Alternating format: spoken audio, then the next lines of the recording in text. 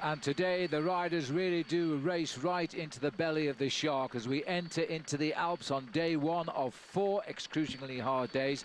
We've had heavy rain already. It's gone clear at the moment. It's cool, 51 degrees Fahrenheit, light winds. It's going to stay mostly cloudy all day, but when they start climbing they will feel the chill air of the Alps today. No, they certainly will, Phil. Don't forget, all of these images brought in high definition, and they really are quite stunning. Philippe Gilbert, the first man in our pictures today. Don't let me down today, Philippe. Stage 1 winner, yes, and he did it Les Alouettes, the same day that Alberto lost the time he's still looking for, as we now go into the 16th day of the Tour de France.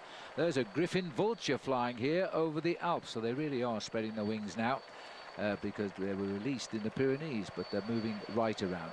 Well, it has been an incredible opening couple of hours. In the first hour of racing today, they did 51.4 kilometers an hour, 32 miles an hour. They have attacked after attack, and they still haven't broken the spirit of the peloton. So today, for a change, instead of you joining our live pictures with a breakaway settling into about 5 minutes lead, we're just going to see how it develops here. Well, we hope to see how it develops. Very often we've seen at the Tour de France the breakaway has gone in the first 3 or 4 kilometers, but today is probably the last chance for many of 14 teams to get themselves an individual stage victory at the Tour de France, which is why, Phil, I think it's been so long and so hard before the breakaway is actually formed. Well, we're going to see some beautiful pictures and some wild rivers coming down through the Alps today.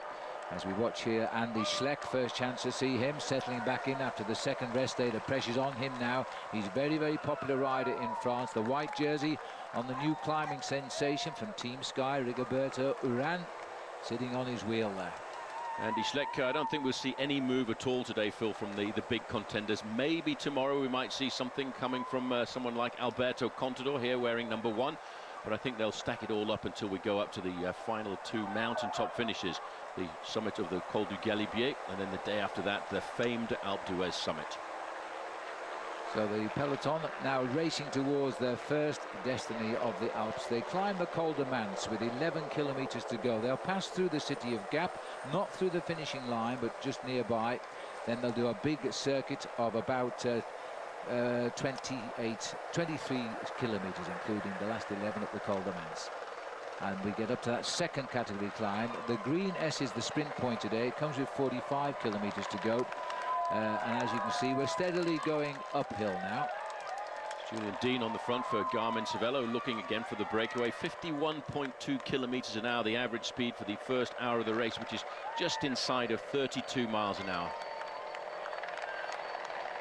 Now, the breakaway is slowly easing up. You've got to attack and counter-attack until sooner or later the decision is made not to chase, and they're away. And they're waiting to get the right combination of riders in the lead. This is Leonardo Duque trying to force the front end of the main field to shatter, and it's this repetitive nature of these breakaways. Eventually, when the right combination forms at the front, the main field, all of a sudden they say, okay, well, we've had enough banging against the wall for the moment, so we'll let them go and try and pull them back a little later on.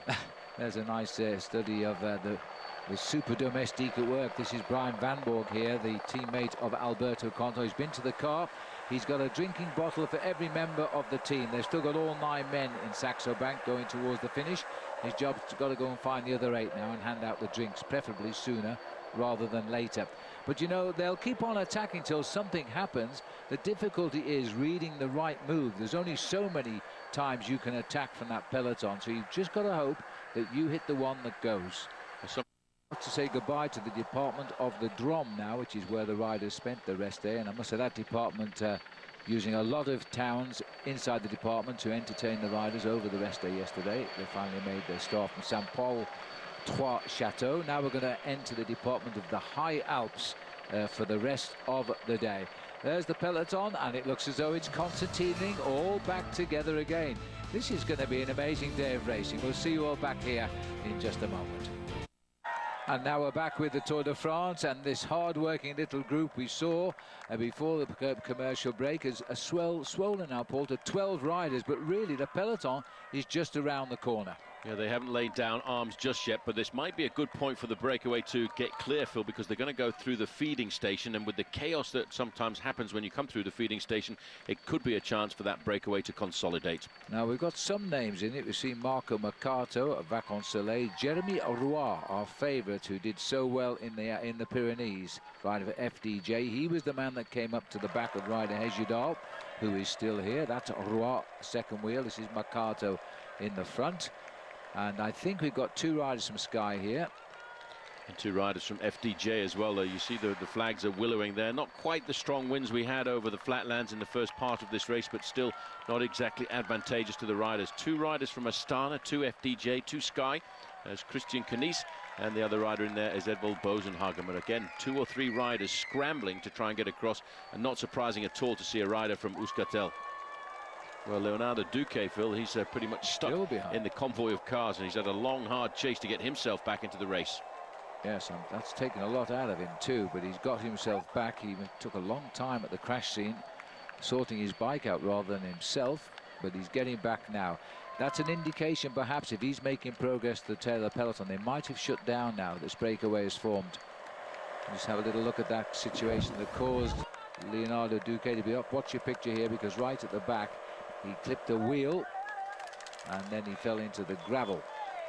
So if we can run that, there he goes. Oh, that was a nasty fall too, wasn't it?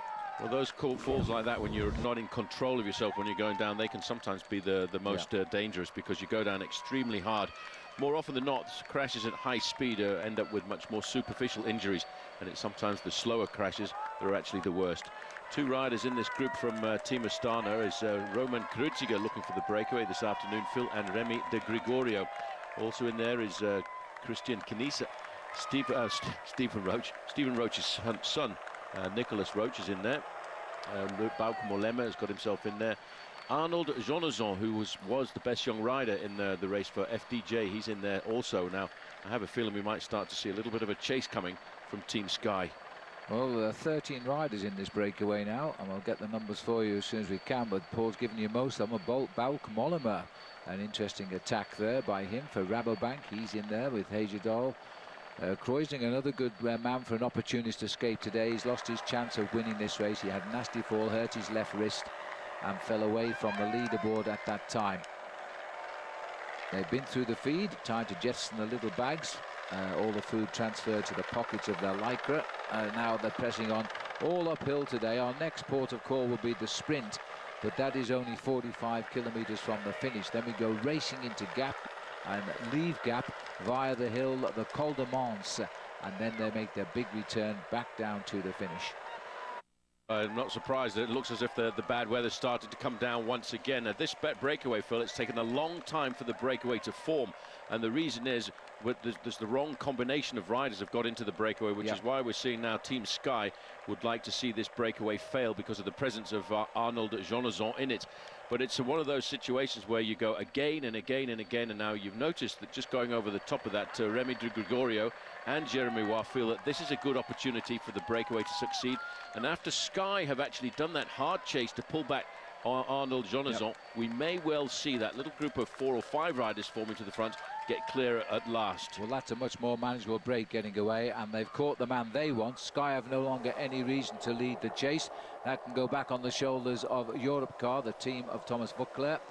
This is the man we saw fall on his right side. His jersey is torn, elbow is dressed, Leonardo Duque.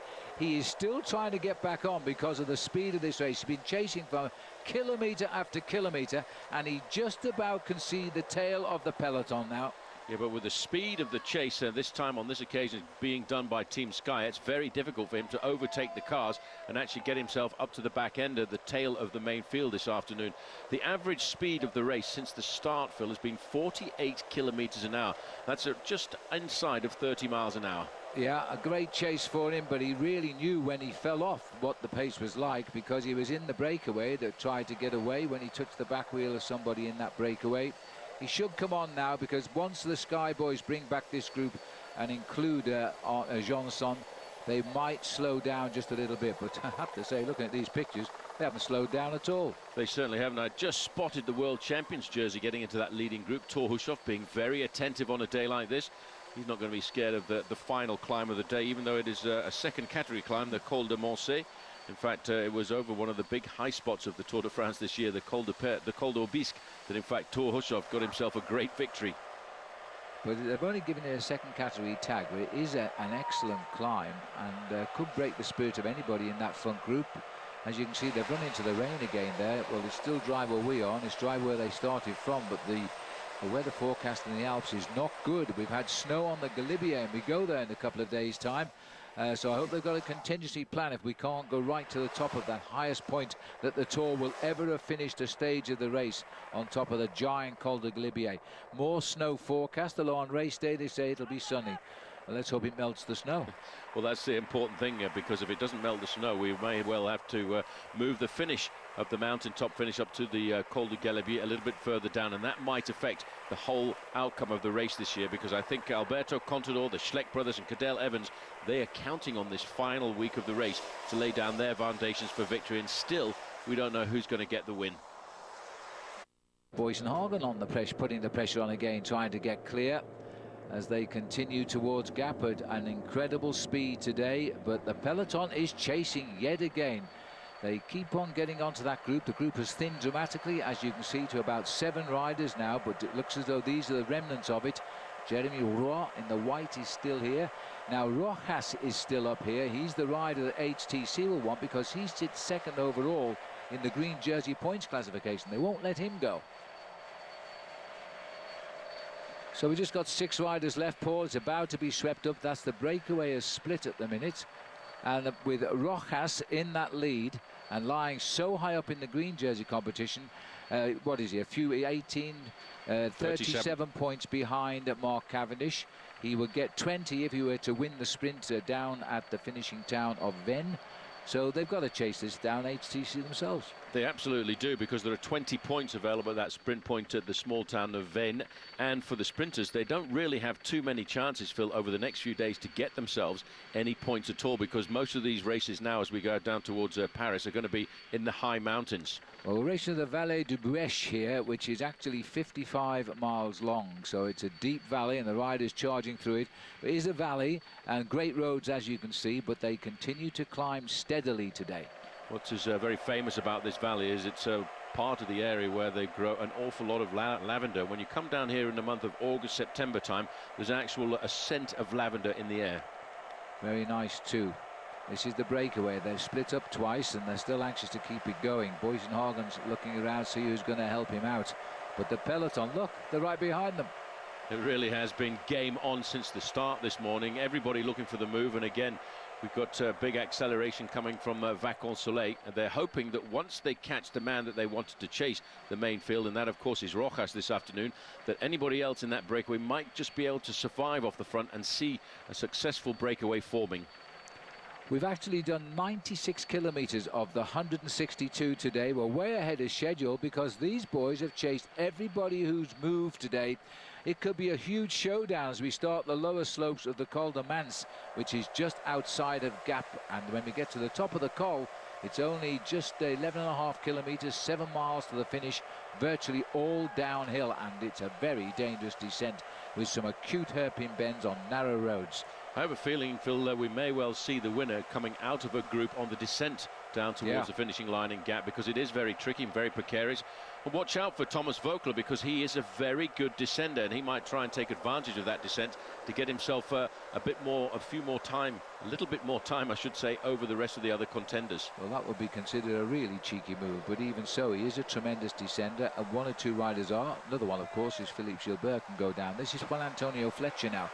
They're all looking a bit different with their racing capes on. He's the one that was knocked around in that terrible crash on the road to Saint-Flour with the media car.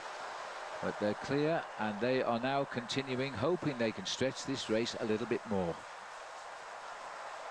Absolutely amazing this. Don't forget, you can follow along with us on NBCSports.com, and it is well worth doing that. You'll learn a lot of things there that we don't always have time to explain to you on the television screen. As the Tour de France continues, we've just gone through the town of Monclou. We were actually due in Monclou at 29 minutes past 3. We're now more than 20 minutes ahead of the fastest time because they just keep on attacking. And this is the way they're going in. The roads are wet here, but there's no dangers as far as descents go on this particular stretch of road. And we're gently climbing into the high Alps now. And when we get to Gap, we'll descend into Gap and climb out of Gap, and then a real tricky descent back into Gap at the end. So these boys flying along today, as I say, we're now 20 minutes ahead of the fastest expected time.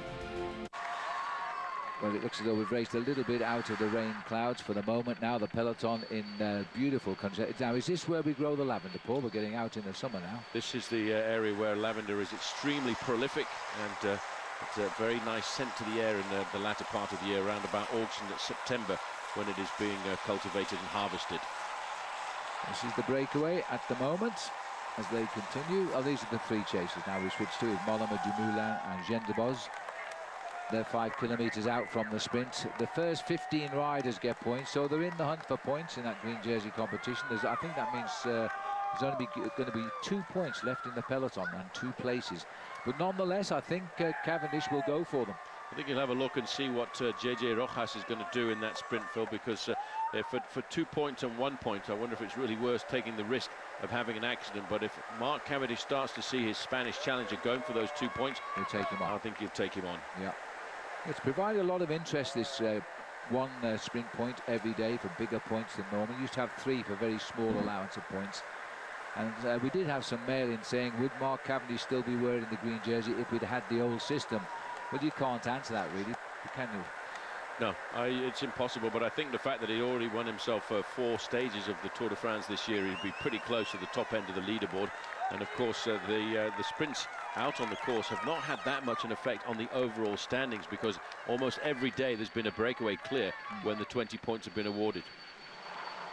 Well, the peloton now just under the escort of the men in green here for the man in yellow. Europe car just setting a steady pace. The pressure is gone. We've done 14.6 kilometres. We've got 47.8 still to go to the finish, and the gap has shot up to 5 minutes plus. They may have read it right, but it took an awful long time to get those riders away today. And the chasing group, by the way, they may as well wait for the peloton, because they're now over 2 minutes behind the leaders. Yeah, the 2 best riders in this group are Ryder Hagedal, 55. He starts the day 25 minutes behind, and Tony Martin, HTC, he starts the day 28 minutes in arrears. All of the other riders, Phil, have lost themselves almost an hour and more. The farmers of the region again coming out to organise and advertise their wares. The qualité, la qualité naturellement, the quality of natural, quality naturally. Of all those products made in the fields. I don't know whether you make a sheep or a cow, but anyway, they're definitely in there. There's a nice view from the helicopter camera. It's flying about 1,500 feet above the riders here, always off to the right or left of them. The rotor blades affect the downdraft, of course.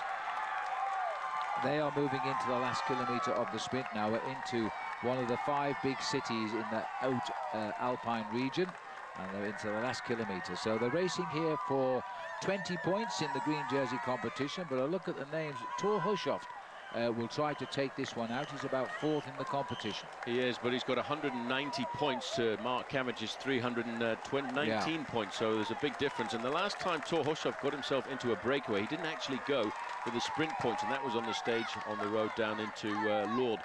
Maybe today, as we're coming down to the last week of the Tour de France, he'll have a crack at getting himself some points here. Yes, he'll put them in the bag. He's twice won the green jersey. The only Norwegian cyclist to win that green jersey, but right now it's Mark Cavendish wearing green. He's hoping to become the first British rider to win it. Barry Hoban in the 70s, he did ride well in this competition. Now, I remember him finishing 3rd, but I'm not absolutely sure he didn't finish 2nd in the green jersey competition. I think he did. Well, he was a former record holder for stage victories in the Tour de France before Mark Cavendish took over. He won 8 stages in the Tour over his career. And one of those stages, Phil, in fact, was not a sprint stage. It was a mountain stage. And it was into the Savoie, and I think he won himself a cow at the end. He won a big cow, that's right. So don't forget to log on to NBCSports.com/podium. Do it every day during the tour. You could be with us next year on the 2012 Tour de France, a Cervelo S5 bike. You also win a clean bottle and Giro helmet. And today's code word is descent. Well, we're 1 kilometre to go now. These are the leading 10. It might be the break of the day. It took an awful long time to get it away. Nearly 6 minutes. They're up now. Mark Cavendish can breathe a sigh of relief because they got back the break that contained Rojas, the man nearest him in that green jersey competition. And these 10 riders will get the most points, but there will be 2 points from the peloton. So Cavendish will watch, we think, what Rojas is doing. He may have to take him on, even though it's for the very minor placings. It's a battle for the sprinters. Over the next week, the sprinters have almost nothing to do with the overall standings on the race, and they have to survive in the mountains. They'll drag their bodies over, and as we've seen Mark Cavendish say, Phil, he has to count on his teammates to get him through the mountain stages. Well, are they going to sprint or aren't they? Watch out for the man in the rainbow stripes, because that's Thor Hushovd. He is 4th in the competition, but he's a long way behind the points total of Mark Cavendish and indeed Jose Rojas. Ryder Heyerdahl flexing his legs there, number 55, and Thor is moving up towards the front. Now that could be a very dangerous combination in the latter part of this race. Number 51 and 55 are Thor Hushovd and Ryder Heyerdahl. Watch out though for 138 going for the points, Phil, because FDJ, of all of the sprints that we've had at the intermediate part of the race so far, FDJ have already won 9 of them. Right, and for that reason alone he might go for the sprint. There's 1,500 euros, and it looks as though Jeremy Roy is warming up here to go and get first place. He looks at everybody. He looks to think, are you going to go to Dries Devenant on the far left of the road? Tony Martins 175. And Jeremy Roy, this is going to be one of the slowest sprints we've had the whole tour. Never challenge it. And it was Dries Devenant who went over. There's no reason to sprint for that, I don't think. That's professional racing for you. 1,500 euros, about $2,300. They're not too interested in that. They're more interested in this breakaway succeeding down to the finish in Gap.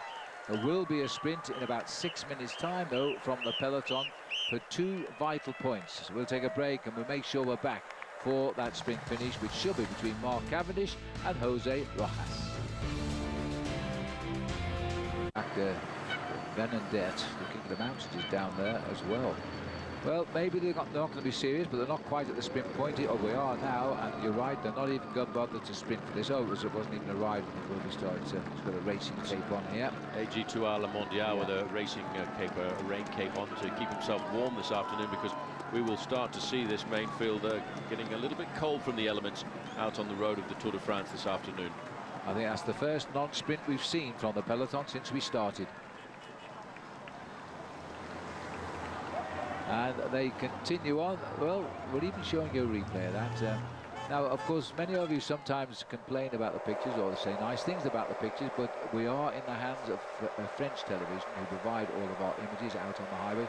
Can you imagine the carnage if everybody that had live coverage wanted their own camera on the road amongst the riders? So it's a general camera which everybody receives the same picture. So sometimes when you think the camera work isn't what you think it should be, don't blame us.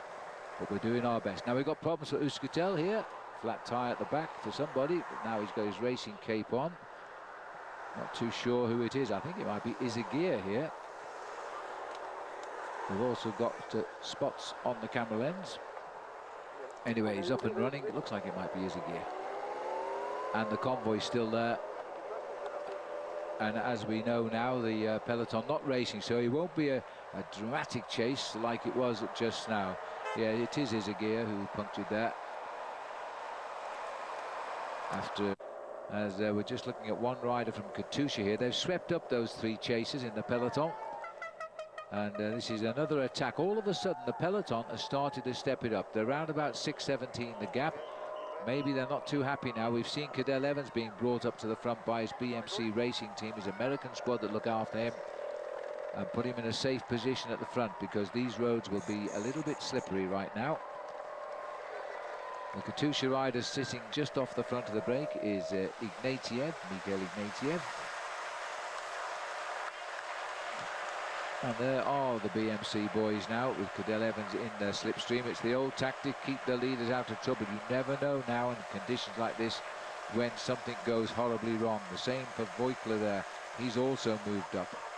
Well, a lot of the teams now are getting this organisation. They want to make sure they get to the final climb of the day in a good position, because after all, it still is a point where somebody might try and take an advantage. This is Mikhail Ignatiev, who's got about a 10 10-meter advantage on the peloton, but they're not panicking. It looks like Thor Hushovd on the front of the chasing group, getting down into that very low tuck position to pull them all together before the final climb of the day. Well, this is the back streets of the city of Gap now, the finishing city today, but they won't see the finishing line. They've got to go straight through the city and out and onto the slopes of the Col de Mans. This race is far from done today, especially if these conditions keep like this, because they are treacherous and the descent is narrow and twisting, and the worst scenario is it rains coming down. Thor Hushovd on the climb of the Col de Mans now. It's just started. It's 9.5 kilometers long, takes us up to 1,268 meters, and not a terribly steep gradient of 5.2%, but they're going to ride it pretty quickly. Once we hit the top, we have just 11.5 kilometers to rate, and immediately attacked by Ignatiev again. Well, Ignatiev, one of the riders from Team Katusha, a fully fledged Russian squad here at the Tour de France. They're down a few men too, because they've lost 4 men along the road. There's only 5 riders left. Vladimir Karpitz, their leader, also doesn't really seem to be having a great tour this year. Second tour for Ignatiev. He's looking now at 9 kilometers to go to the summit. So as he starts his move, he tried it once, they nullified it. He's the national time trial champion of Russia. Just won that championship before this event began. So he's good alone against the clock. So he's got the ability to hold them off, possibly. See how well he climbs. Well, it's Tony Martin setting the tempo there, followed by Marco Mercato. And Thor Hushovd decided to take up 10th position just at the back. Drop to the back there for the moment. Take a look at the face here. The 26-year-old Russian. He's won 11 races in his career, this man, as he now tries to get clear and get what would be his first ever Tour de France stage win at 2 attempts. He finished 100. Watching here, Mikhail Ignatiev. He's about to be joined, and it looks as though there's only one man chasing him now. It'll be Dries Devenants who's coming up on him. The peloton are roaring into town. They will be starting the climb, but look at the split at the top as well. We've got one man ahead, and it's BMC, by the way, who's leading the charge across the streets of Gap. Well, it's all about this climb now, and I'm surprised that apart from Devenants, nobody else has actually made an effort. Thor Hushovd still looking pretty comfortable, sitting on the wheel there of Tony Martin. And the main field now about to start that climb themselves proper. BMC Racing have got Cadel Evans in an ideal position once again. Evans just taking off his raincoat. He'll pass that over to one of his teammates. More than likely, it'll go to George Hincapie in 4th place. Anybody to get it in their back pocket away. But I wonder if Evans has a plan here to try and take advantage where they may not have expected an attack. He's a very good descender, is Cadel Evans. If he gets away up the hill, they won't see him till the finish. And that'll be a few very, very valuable seconds in the bank. Well, Alan Perez right back into the group, and that was because he just could not stick with the tempo set by Dries Devenants. No, Devenants has gone up to the leader, I think. There are 2 in the front now. Thor Hushovd still riding very steadily. He's still got the 2 leaders in his sights.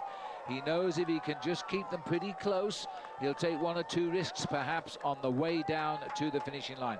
Here is Ignatiev off in search of his 12th career professional win. Yep, that's what he's looking for this afternoon. Devenants looking for his 2nd professional win, and this is David Moncoutier slipping backwards. Obviously not enjoying the cold weather here this afternoon, but one team that is starting to look extremely solid as we go into the last week of the Tour is BMC. This is Marcus Burkhardt on the front, a man who in the past was a winner of the Gent-Wevelgem single-day classic.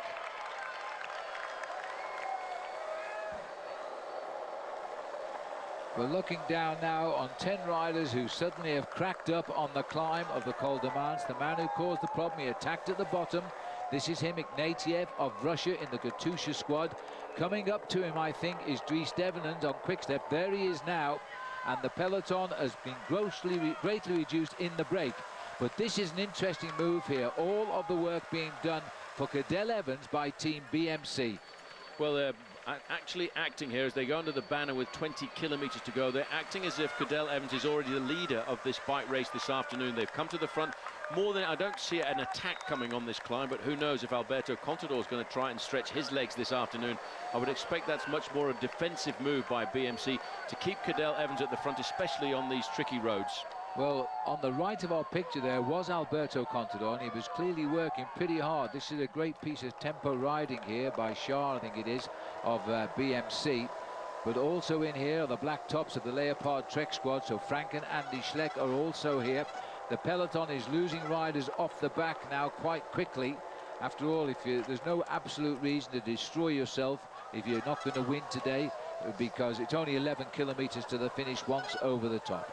Andre Greipel sitting up there with his raincoat on, munching on probably an energy bar. For these guys, they've just given up the ghost. They know that they're inside of the time limit on a day like today. They're leaving it up to the heads of state to battle it out towards the finish. Andy Schleck moving up there into 4th position in the black and white jersey of Leopard Trek.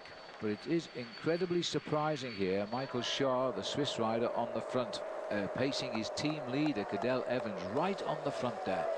Evans might take a chance going down the hill. There are seconds to be gained on this very tricky drop-off.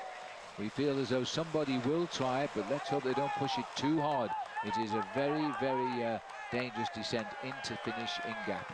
Very clever tactical maneuver there, Phil, by rider Hejerdal, that they're not chasing full on to try and pull back Mikhail Ignatiev, who actually hasn't been joined yet by Davenins. It looked as if Davenins couldn't quite get himself across the gap. But now the situation is rider Hejerdal is just setting a tempo. He's got Thor Hushovd in his wheel, and he will ride tempo up that climb to make sure that Thor Hushovd is not distanced. And then once they get over the top, over the summit of the climb, they will go hell for leather down the descent. Absolutely right. And Hushovd sitting there, second wheel, relying heavily on the Canadian to nurse him up this climb and then release him to chase down the leaders on the drop into town. Sounds easy. You might just have noticed that little flick of his hand there. He was actually changing it onto the big chainring. He's powering a massive gear now as he closes down the final 1 or 2 meters to the back wheel of Ignatiev. Well, he's done what Dries Devenins tried to do, and he did it over about 4 kilometers. Hejerdal has just done it quite easily. He could be going on here, and this is an outstanding performance by the 30-year-old Canadian. As he comes up now, is he still going good enough to break the will of Ignatiev? He's taken his slipstream now. His teammates, Hejerdal's teammate Hushovd in the centre there, will try to slow them all down here. There's no more reaction going to come from him.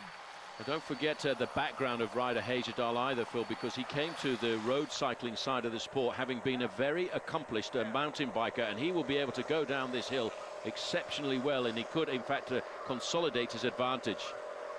So the man from Vancouver flying the Canadian flag this time. It looks as though Ignatiev is not going to be easy to dispatch. He's got into his slipstream, but he'll just keep the pressure on there for the moment and just see what happens. It's a good situation, as I said, Phil, for Garmin Savella, because having Thor Hushovd there, these guys are trying to wonder now, what do we do? Do we drag Thor Hushovd back up to rider Hejerdal and then he beats us in the sprint anyway, or do we wait and try and jump him before we get to the top of the climb? Hincapie over on the right-hand side looking very concentrated. His job in hand today is to look after Cadel Evans. A good shot there also of Andy Schleck, and his face looked extremely concentrated there. He had 3 teammates around him. Moving up the climb, it is pretty grim weather out there on the climb of the Col de Mans. It's higher up than where we are. We're down in the valley in Gap, and we haven't got the rain at the moment in the finishing line, so they might come back to dry conditions. Well, Hejerdal is prizing that gap open now, Phil. It's up to 26 seconds. He looks over his shoulder to judge what the gap is. Well, I think I've just seen Boyson Hagen go from the peloton. We'll check that up if we can. They're going up to 15 kilometers to go. Thor Hushovd has countered the move as well. So Edvald Boyson Hagen, the Team Sky, has gone, and look at this. Contador has suddenly hit. This is a big test now. Contador has launched an attack, and they wouldn't have been expecting this. They would not have expected a move to come so early on before we get to the big high mountains. This is how it happened. He was sitting in about 10th or 12th position. He could feel a slight kick in the gradient coming around that corner, and they're going to have to respond to this one. Look at the panic. Fabian Cancellara on his wheel. Cadel Evans, Alberto Contador, Phil. He was down in the first week. He was down in the second week. He's now back. He's got to get time back, but I would never have thought he was going to choose today, and I bet the other riders didn't either. Now, this is a real slap in the face to the leaders of the Tour, have counted this man out, and Thomas Voigtler there fighting for his yellow jersey is countering as well, and he's coming across to the chase group. The man who's surprising me is Fabian Cancellara, who's still here on a climb and trying to drive across Frank and Andy Schleck and Cadel Evans. Well, they've put down a little bit, as you see, Thomas Voeckler scrambling across the gap. They've got rid of Ivan Basso and Sammy Sanchez, so this is a big move this afternoon. I just noticed the orange jersey of Sanchez. He sees this as being extremely dangerous. They've got to chase. If they get away and they have to take risk down the other side, that would be terrible. And let's go back quickly to the front, because at the front, Hejal is getting away too. He's breaking from Ignatiev. Sanchez has come forward. His golden helmet of Olympic champion makes him very easy to pick out. There he is on the head of the race. He's now countered the move of these others. Well, Contador has really lit the touch paper now, and everybody's throwing a hat in the ring. Well, those are the guys that we're looking at, the top 6 guys in the overall standings. They're battling it out. Thomas Voeckler has seen this, and he is still accompanying the heads of state, the men who we talked about as the pre-tour favourites. Andy Schleck sees this as an opportunity to open up a little bit more time, but Voeckler is a man possessed. He is riding incredibly well, and I wonder if they realise now they may well have made a little mistake in not trying to get rid of Thomas Voeckler. Andy Schleck goes over the top. Schleck is also excited now. He's trying to do it. You know, I don't think they can get rid of him. Contador is not really showing any signs of injury anymore. Schleck has tried many times to rid himself of Contador. Contador's having none of it. There's still 5 kilometres to go, as he wants now Sammy Sanchez to come and do some work. Well, they've got a slight gap over the peloton here, but this is an amazing situation to see what Contador has all of a sudden done. We are setting ourselves up to a very big escape going into the big mountains. On the front, the blue helmet there of Garmin Cervelo, that's Tommy Danielson, a now resident of Boulder, Colorado. He's in the top 10 in the overall standings, and he sees this as being a very important move. And he's closed the gap down because of it as well. It is an amazing situation to see the top 6 riders in the overall classification go out on the attack together, projecting themselves as the best 6 men in the Tour de France, but they cannot get ahead of one another. Now there's another attack being launched as we go back to the rider Hejerdal, who's going serenely to the summit here and could be going to his first ever stage win in the Tour de France. Well, it looks like Jesus Hernandez coming over the top here. They want to keep the pace nice and high. They've seen that they've got themselves a nice, juicy little gap here. And coming over the top, Andy Schleck, so that's not a very good move. Well, as they continue on the climb, this is the peloton trying to repair the damage. Damiano Cunego in the pink jersey has got himself up here. The polka dot jersey of Venendert of Belgium also near the front. So as they've tried to open up the gaps, in fact, the peloton has clawed its way back up to this group. It's not as big as it was by any means, but still the big names are here. Nobody seems to be able to raise one sprint over the other. I think one of the reasons Alberto Contador went on the attack there, Phil, it was a psychological move. We're going to have a big psychological battle over the next couple of days, and it was for Alberto Contador to say to his teammates, I've got the legs here, guys. You're going to have to work for me over the next couple of days, because I can still win this Tour de France. It's now Daniel Navarro on the front. Behind him, Andy Schleck. Rigoberto Urán, the rider from Colombia, and Sky in 4th position there in the white jersey, best young rider. Well, I wonder if Cadel Evans was expecting that move, because he used his teammates to ride near the front and was ready for it when he came as we head up towards the summit. This is one sprint after another. Hernandez again goes up there. Remember, up front, Reijer Hejerdal, the Canadian, is free to fly just at the moment. He's looking for the top of the climb. He's a couple of kilometers still to go up to the summit. And Christian Van der Velde, the other American, has got himself into this front group as well. He sat at the back of the leading group. But is this going to be another great day out for Garmin Cervelo? Well, from the front, this looks like Arnaud Jonason. He's looking to try and get himself a little bit more time back in the best young rider competition. There will be a reaction to that. And again, there's another attack coming off the front end of the peloton, and it's Garmin Cervelo's Tommy Danielson. Well, if Johnson attacks, then Sky must try and control this for Rigoberto Urán. Again, this man wants his white jersey back. He's under 15 kilometers to go, and he's moving very quickly away here, and there is a counter-attack coming from Garmin Cervelo at the moment. It could be Tommy Danielson who's trying to get across the gap. Now, that they may not react too much to Tom Danielson at the moment. The infight will continue. A chance here for Tommy Danielson to improve his overall position. As we look now at the leader here, the Canadian rider Hejerdal is looking for the top of the Col de Mans. Once over the top, it's 11.5 kilometers downhill to the finish. A very, very precarious descent too in this race. And the 2 chasers here, Edvald Boysenhagen of Team Sky and the world champion Thor Hushovd, they are inside 1 kilometer. This is Johnson. Well, Tommy Danielson trying to get himself across the gap, but the man doing the damage from the breakaway is Ryder Heyerdahl, the Canadian rider. It doesn't really matter whether or not he goes over the top on his own in the front or whether he gets caught by his teammate behind. But I'd noticed that Thor Hushovd is doing nothing at all to assist Edward Bosenhagen in the black and white jersey there of Team Sky. He is in an ideal position tactically. He can sit there as Contador goes again with Vogler. And Vogler has got his back wheel. This man will not give his yellow jersey to anyone. They go past Johnson as if he's not even riding. Quick reaction from Andy Schleck as they come up towards the group again now. Well, Vogler is a man, he's unbelievable. He's a man on a mission, and although he said he has 0% chance of winning the Tour de France this year, Phil, if he continues to ride like this, with the confidence of a Tour de France winner, he could very well stay in contact in the mountains. Cadel Evans on the back foot now. On his wheel there is Frank Schleck, Damiano Cunego, Sammy Sanchez. They are starting to scramble their way back, and it's all up to Cadel Evans now on his own to nail these three back. And nail them back he most certainly will here, as Evans has caused a crack in the chase group. He's so anxious to get onto the back of those front three. He's cracked, and Frank Schleck himself is looking over his shoulder. Just behind Evans. Evans comes back, so Contador will shut down now once they come back. Let's go up to the summit now and see the arrival of Ryder Heyerdahl, the renaissance of the Canadian, who finished 7th overall last year in the Tour de France. He's never won a stage, but he's got his best ever chance now. 11.5 kilometers, all downhill to the finish.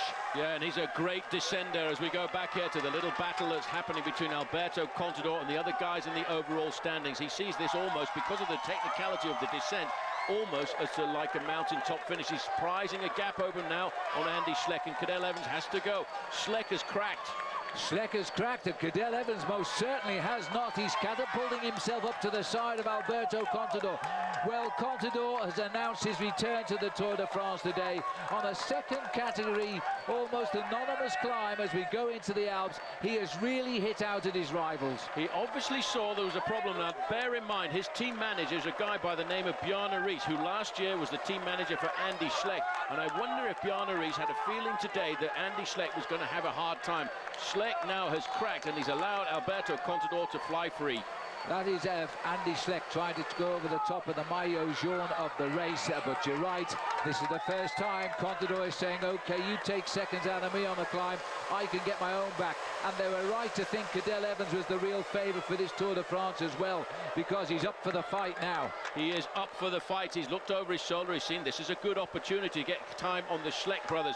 They've said they wanted to win the Tour de France this year. They said they wanted to get both of them onto the top step of the podium, but to do so, they're going to have to get off the wires now, because they are up against the ropes, the two brothers Schleck.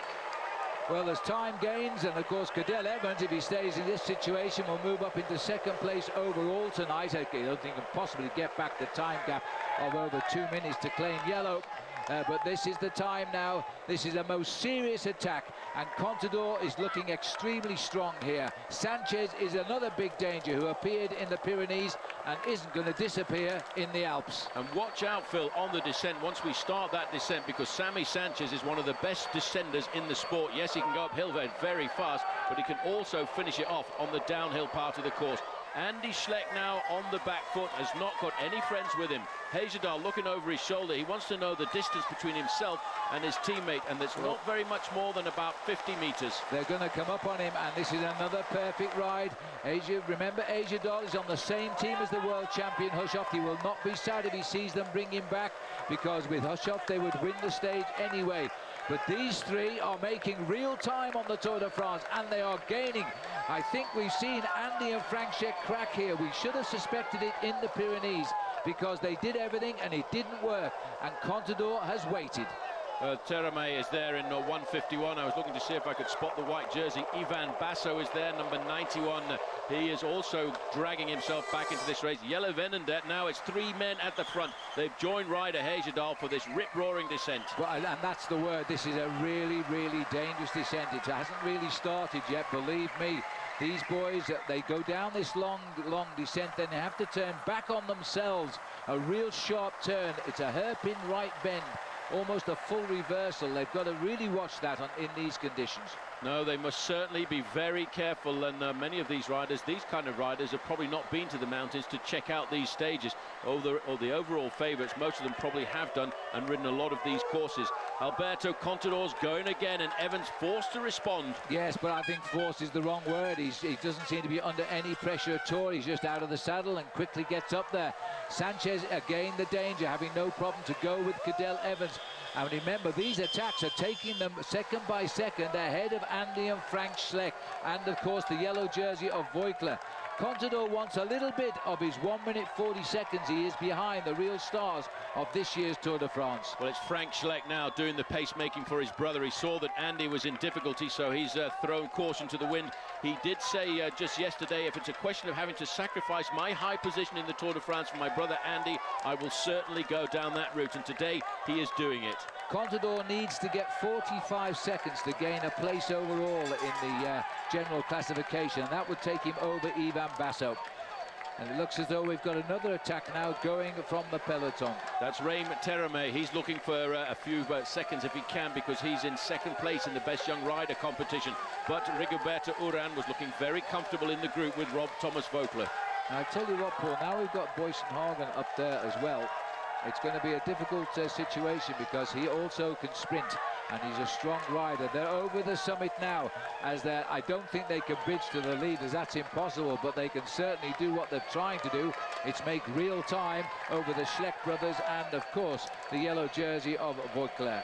Well, Voigtler is watching the Schlecks. He knows he has to play a very clever tactical game. He starts the day with 1 minute and 49 seconds ahead of Frank Schleck, but he's also got a big buffer of 2:06 ahead of Cadel Evans. So at the moment, the Contador group is 18 seconds ahead of the Schleck group. There'll be no improvement in his position overall tonight if it were to stay like that, but he would have closed down a little bit on time. Well, the three-man leading group will be complicated. Hushovd, Heyerdahl must be very well.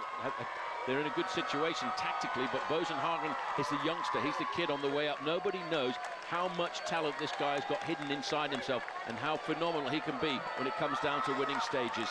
5:05 back to the peloton, but the race has really lit up now. The champion of Belgium, Philippe Gilbert, back in the pack at the moment and out of the hunt as these boys now race for real time at the front. They're turning right. This is the descent they're beginning now from the top of the Col de Mans. The others are on it, and as we catch up with them, these are the three leaders, and it looks as though we've got another attack from Ryder Heyerdahl. He's flying down this mountain. Well, Heyerdahl, great mountain biking background for him, and he knows that if he wants to win the stage here this afternoon, Phil, he's got to get away from these two guys, and Thor Hushovd won't chase him. He certainly will not, because Hushovd here is the teammate of Heyerdahl, and Heyerdahl may have the skill to master the roads. Looking there at the moment, the roads look miraculously dry on the descent, which they weren't on the way up. So the cloud has gone over the top of the Col de Mans. So these guys now have got 30 seconds over the peloton.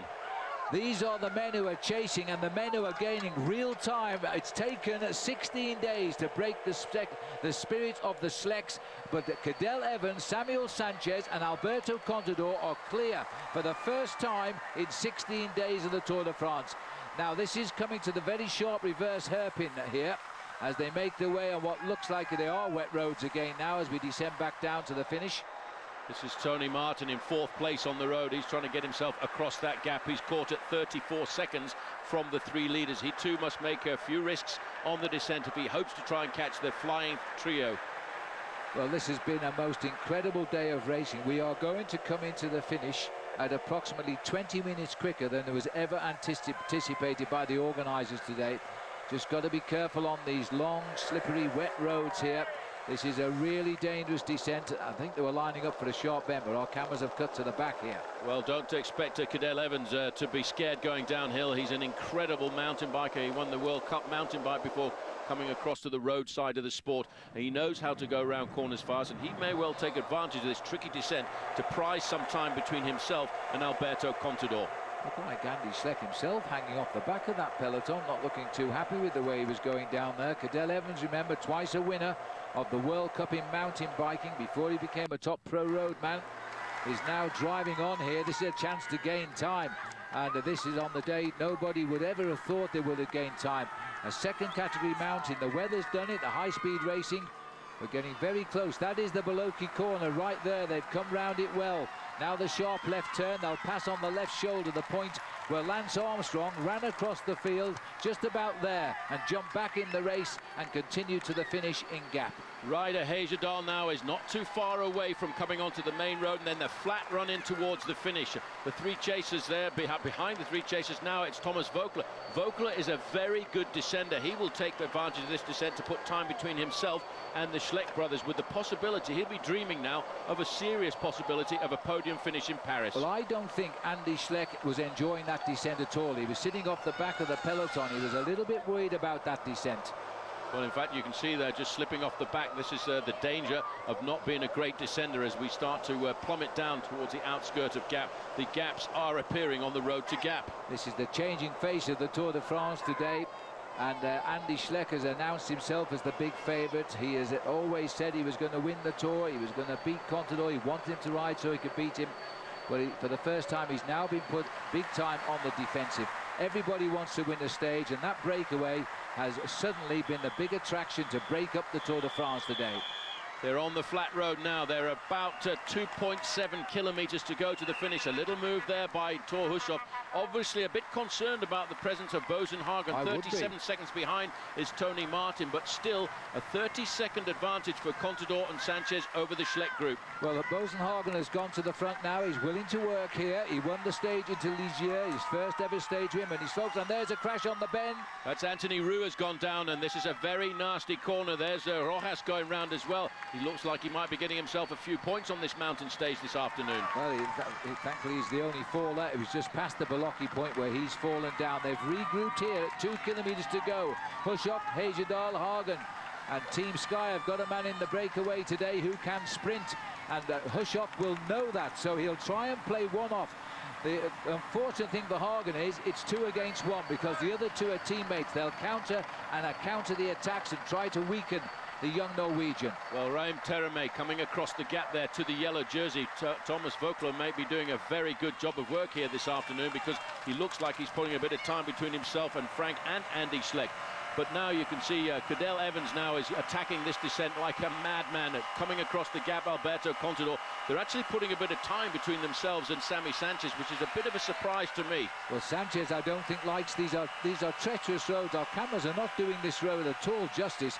This is a really tricky descent. They've got to brake hard for this very sharp left-hander as they head down now towards the sharp right-hander, which we don't seem to be seeing on our television screens.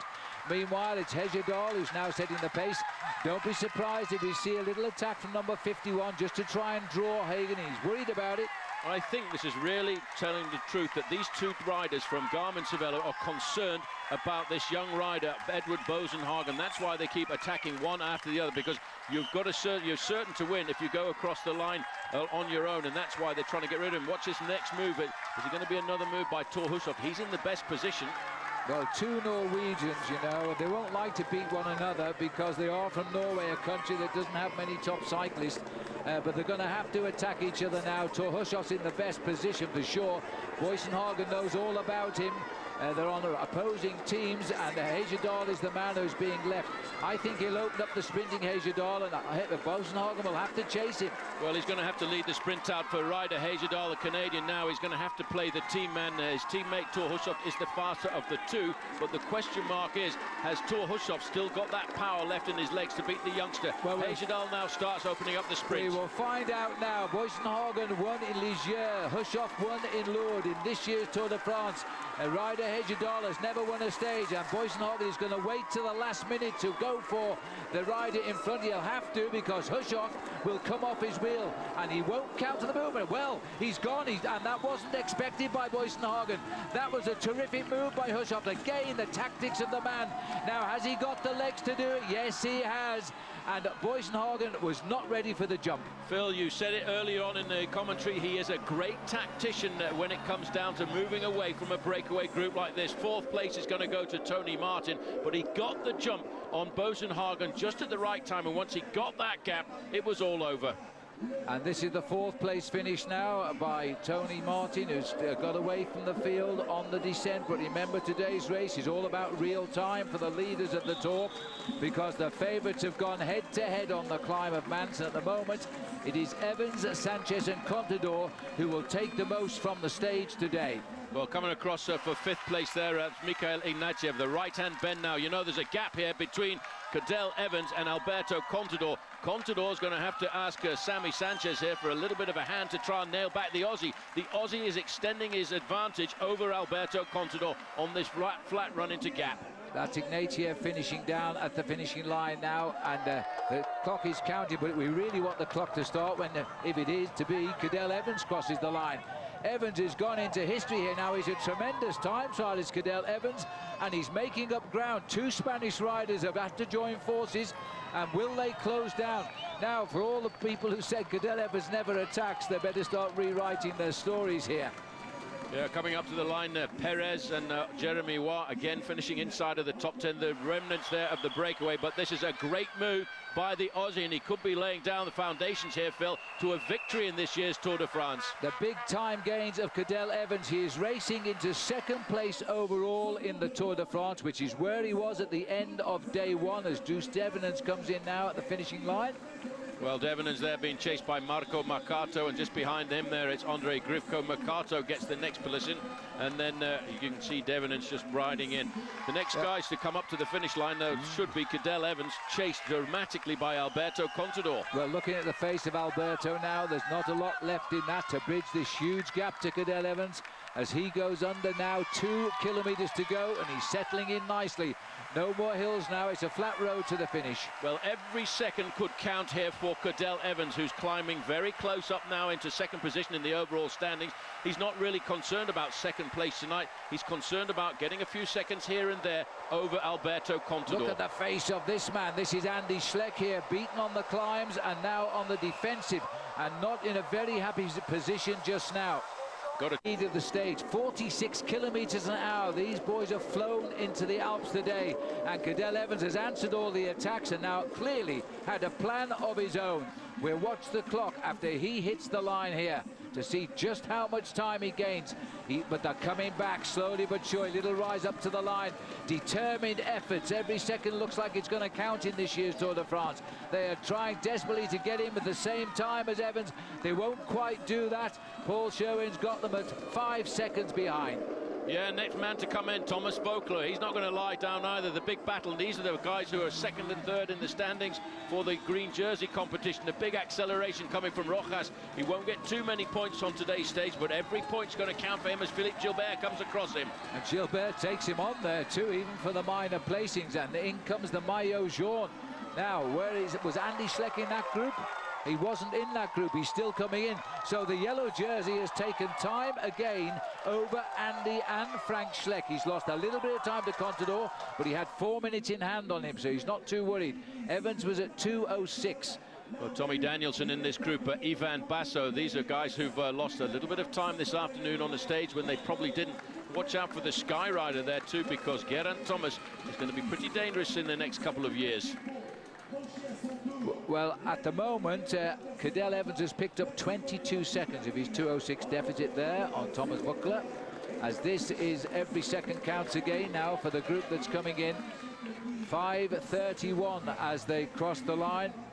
So, can you believe this? But they picked up 1 minute 7 seconds on Andy Schleck by Cadel Evans, and that is huge. Well, that's huge too, because Mark Cavendish is now coming into the finishing straight. The man who leads the points classification has actually got himself over the top of those climbs in a fairly good position this afternoon. Well, that is a great ride. Well done to Mark Cavendish today as he comes up the home straight, retains his green jersey to take it on day 2 tomorrow as we go into much higher Alps on the road for Italy. Gilbert got a couple of points. Rojas got a couple of points on Not that many, Phil, because this is not a flat stage. There are less points available on the average mountain stages. So Mark Cavendish, yes, has lost a few points to Rojas and Philippe Gilbert, but he'll come out to fight another day. Yes, he never bothered to go for the 2 points he could have taken, but hats off to Rojas for getting over that mountain and scoring some points, as little as they were. But that was an incredible opportunist attack there by Cadel Evans today, all started by Contador. I think Evans had a plan to attack and Contador took it away from him. Quite possibly. He knew how precarious the descent was going to be. Cavendish coming in on a mountain stage. Yep, I know it's a very difficult one, but he's got a long, hard ride over the next few days. Let's not forget the man who won the stage, though, Thor Hushovd. He wasn't quite as fast, I don't think, in the sprint as Edvald Boasson-Hagen, but he knew exactly tactically how to beat the youngster to the line. Yes, and that is the 10th stage win for this man since he started winning stages at Bourg-en-Bresse back in 2002. 2 wins in the Tour, the 4th for Garmin Cervelo as well. They are having a fantastic Tour de France, the American setup. Yep, so you can... Okay, well, let's have a look at the final results now of today's stage. A great day of racing. Thor Hushovd wins. Norway, with hardly any professional cyclists, go 1-2 in a stage of the Tour de France. Heyerdahl of Canada is 3rd. Germany's Tony Martin got 4th. And Russia's Mikhail Ignatieff, who almost won the day with that late attack, was 5th. Alain Perez, Jeremy Waugh, Marc Carto, Devenant and Grifko were all in that 10-man breakaway. Now, the next times will be most interesting. Evans comes in 4:23 back, but Contador lost 3 seconds to him. So did Samuel Sanchez and Rojas and Gilbert. They were fighting. Let's see where Tommy Voigtler finished. He's finished in 18th, 4:44 back. He'll conserve his maillot jaune tonight, but the big loser today was Andy and Frank Schleck. And they're not even in the first 25. Oh, Frank is. He's 22nd, 4:44. But where is Andy Schleck? See if we can show you anymore. They've done very well to get this far. Tommy Danielson's 28th. Basso is 30th, 5:17, but no sign on the results in the top 30 of Andy Schleck. What was his problem today? Well, of course, we'll take a break, and when you come back, we might have some answers to that. Certainly we'll have the prizes and all of the podiums. We'll also have the new overall standings, and they're going to make very interesting reading as we now go deep into the Alps from tomorrow. We'll see you back here in just a minute. Evans is the winner today, really.